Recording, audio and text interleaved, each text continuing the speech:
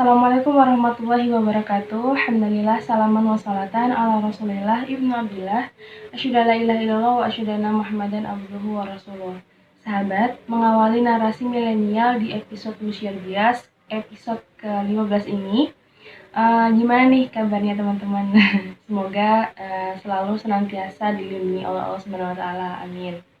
Oke, kali ini kita akan membahas tentang fenomena yang terjadi akhir-akhir ini di tengah krisis pandemi COVID-19 yang akan kita sandingkan dengan kisah inspiratif kepemimpinan Islam di kala masa krisis dan pandemi yang menghantam.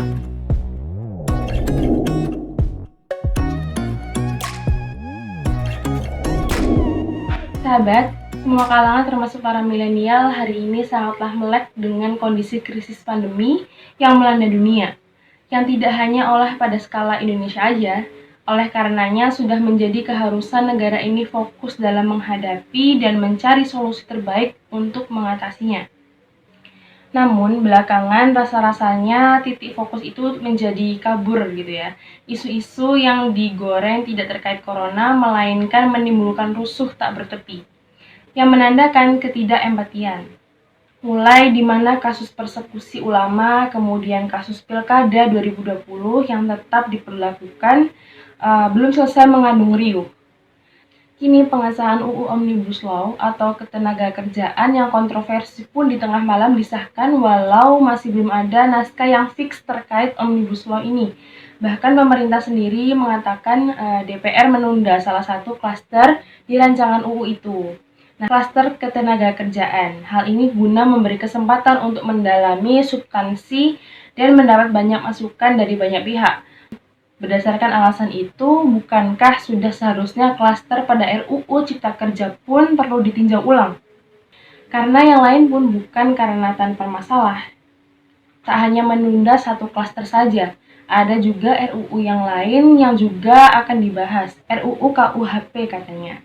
Di mana tahun kemarin diserbu unjuk rasa, kemudian RUU Kemasyarakatan dalam kondisi krisis ini membahas UU yang menyangkut hajat hidup banyak orang. Terlalu mengundang curiga. Ada apa gerangan? Yang jelas bukan hanya sebab satu malam. Jangankan menyeru menunda pilkada hingga menolak UU Omnibus Law di tengah fokus masyarakat yang terkuras untuk bertahan hidup di tengah krisis pandemi.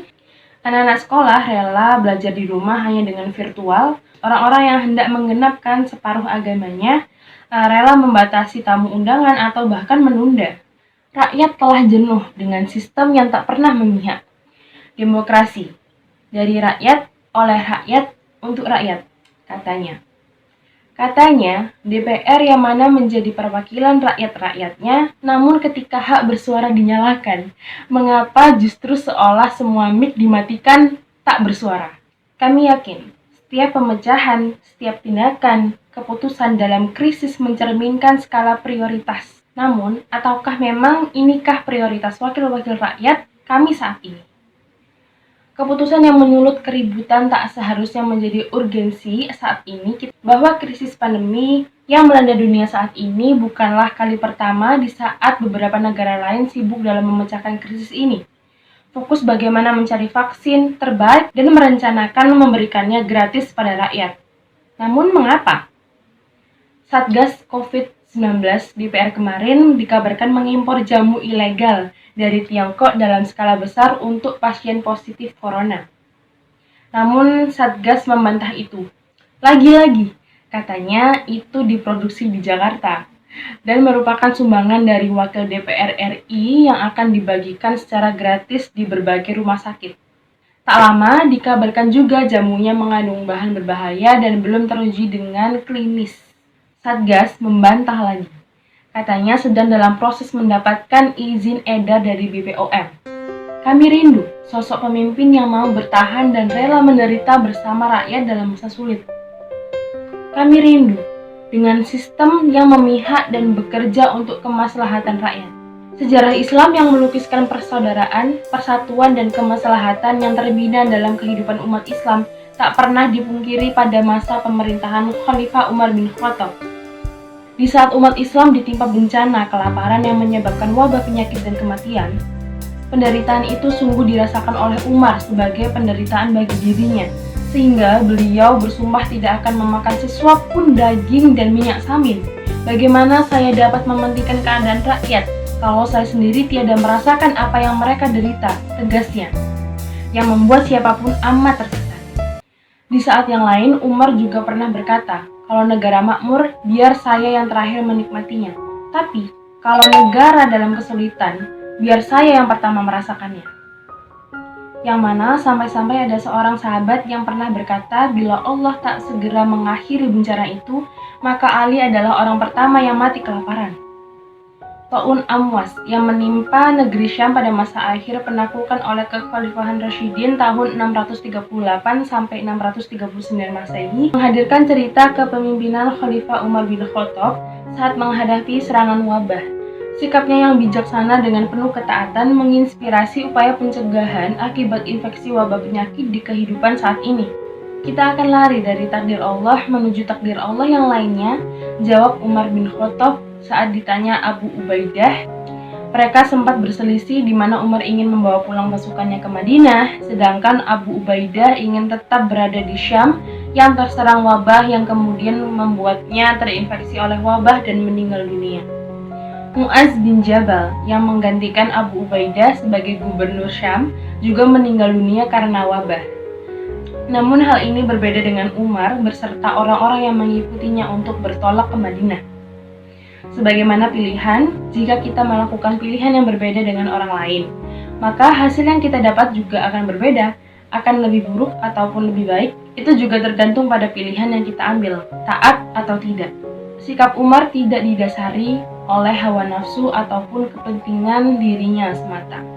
Sikap ini disandarkan pada hadis yang menjelaskan sikap Rasulullah SAW saat mendengar ada wilayah yang terserang wabah.